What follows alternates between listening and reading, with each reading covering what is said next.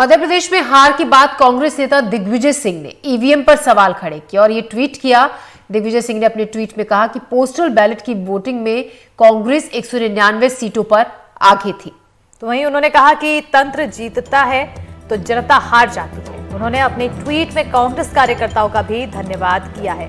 कहीं ना कहीं अब एक बार फिर सवाल उठना शुरू हो चुका है और काउंटिंग के दौरान जिस तरह से बैलेट पेपर पोस्टल बैलेट पर जब काउंटिंग शुरू हुई थी तो उसके आंकड़ों में कांग्रेस कहीं ना कहीं आगे निकल रही थी और इसी को लेकर अब दिग्विजय सिंह ईवीएम पर सवाल उठाते हुए नजर आए। और ये बहुत ही अमूमन देखा जाता है कि जब भी चुनाव में काउंटिंग होती है तो ईवीएम पर सवाल उठता है और एक बार फिर इसी के तहत ईवीएम सवालों के घेरे पे आ चुका है। दिग्विजय सिंह ने अपने ट्विटर हैंडल पर यानी कि एक्स पर ट्वीट किया और उन्होंने पोस्ट कर लिखा, हम पर भरोसा जताने वालों पर हमेशा भरोसा धन्यवाद रहेगा। तस्वीरों के आंकड़ों में एक प्रमाण है जो ये बताता है कि पोस्टल बैलेट के जरिए हमें यानी कांग्रेस को 199 सीटों पर बढ़त मिली थी, जबकि अधिकांश सीटों पर ईवीएम काउंटिंग में मतदाताओं का पूर्ण विश्वास नहीं मिला।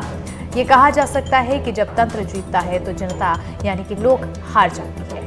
हमें गर्व है कि हमारे जमीनी कार्यकर्ताओं ने जी जान से कांग्रेस के लिए काम किया और लोकतंत्र के प्रति अपने विश्वास को पुख्ता किया।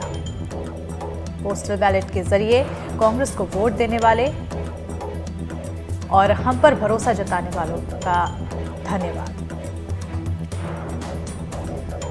और इस खबर पर और ज्यादा जानकारी के साथ इजहार खान हमारे संवाददाता हमारे साथ जुड़ रहे हैं। इजहार, कहीं ना कहीं ये बात शुरू से ही उठ रही थी कि ईवीएम पर ठीक रहा, आखिर में फोड़ा जाएगा और हुआ भी वही। अब शुरुआत इसकी हो चुकी है जिस तरीके से दिग्विजय सिंह ने सवाल खड़ा किया। बिल्कुल, देखिए कहीं ना कहीं एक बार फिर जो है हार जीत के बाद ईवीएम के सर पर ठीकरा फोड़ने का मामला सामने आया है और दिग्विजय सिंह जो पूर्व सीएम है कांग्रेस के मध्य प्रदेश के और जिनके जिम्मे में मध्य प्रदेश की 66 ऐसी सीटें थी जिन पर लगातार कांग्रेस पिछले कई चुनावों से हार रही थी, उनको जिम्मेदारी दी गई थी। उन्होंने एक ट्वीट किया है और ये ट्वीट जो है ठीक ऐसे समय में किया गया है जबकि कांग्रेस जो है अपने सभी 230 प्रत्याशियों को भोपाल मिलाकर अपनी हार की समीक्षा करने वाली है। कहीं ना कहीं दिग्विजय सिंह ने जो हार है उसका ठीकरा अगर हम ये कहें कि तंत्र को दिया है तो ईवीएम पे सवाल उठाए। उन्होंने एक ट्वीट किया है जिसमें उन्होंने सारे जो बैलेट पेपर्स हैं उनकी जो जानकारी दी है। 199 विधानसभा को उन्होंने बताया कि 199 विधानसभा ऐसी हैं जहां पर बैलेट पेपर में हम जीत रहे थे, लेकिन कहीं ना कहीं ईवीएम्स में हम वो चुनाव हार गए। तो एक तरह से दिग्विजय सिंह ने कहीं ना कहीं ईवीएम पर सवाल उठाया है और आज जो है हार जीत की समीक्षा है कांग्रेस की।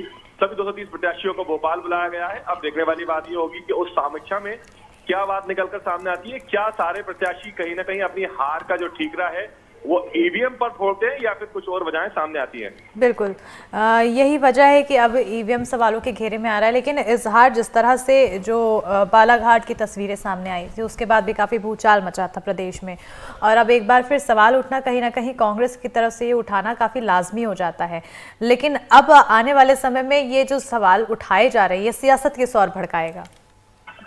बिल्कुल, देखिए इसमें कोई शक नहीं है कि जिस तरह से बालाघाट का मामला सामने आया उससे कहीं ना कहीं सवाल जरूर खड़े हुए। हालांकि उस बात को जो है अगर हम कहें कि निर्वाचन आयोग या फिर जो स्थानीय प्रशासन है उस द्वारा कहीं ना कहीं साफ भी कर दिया गया और उसके चलते जिन्होंने गड़बड़ियां की थी या लापरवाही बरती थी उनको हटा भी दिया गया। लेकिन जिस तरह से मतदान हुआ और जिस तरह से मतगणना हुई उसमें कई ऐसे मामले भी सामने आए कि लगभग 12 जो भारतीय जनता पार्टी के मंत्री हैं उन्होंने भी चुनाव हारा है, 27 विधायक हैं उन्होंने भी चुनाव हारा है। तो कहीं ना कहीं ये बीजेपी के पास भी एक कहने वाली बात है कि अगर ईवीएम से कुछ हो रहा होता, अगर सब कुछ सेट होता जिस तरह की आशंकाएं जताई जा रही है, ईवीएम पे ठीकरा फोड़ा जा रहा है, तो फिर उनके 12 मंत्री चुनाव क्यों हारते, उनके 27 विधायक चुनाव क्यों हारते। जी बिल्कुल, शुक्रिया आपका तमाम जानकारी के लिए इजहार। तो अब ईवीएम पर को लेकर सवाल खड़े किए जा रहे हैं कांग्रेस की तरफ से कि उसमें गड़बड़ी की गई। ईवीएम को लेकर दिग्विजय सिंह ने सवाल खड़े किए।